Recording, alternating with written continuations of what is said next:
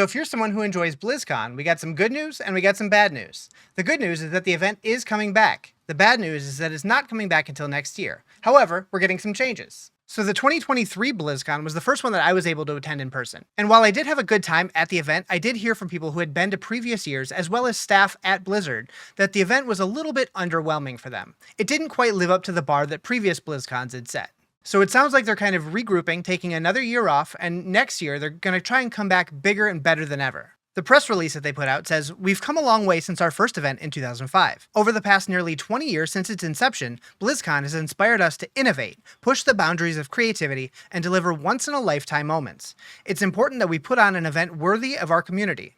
For 2026, alongside BlizzCon staples like the opening ceremony, in-depth panels, the Darkmoon Fair, friendly competition, hands-on gameplay, and more, we aim to meaningfully elevate this iconic celebration and create an unforgettable experience for all who take part in it. We're building this event just like we build our games, with a deep commitment to our players, with respect for your connections to our universes, and as a celebration of the strength of the bonds formed through shared adventure."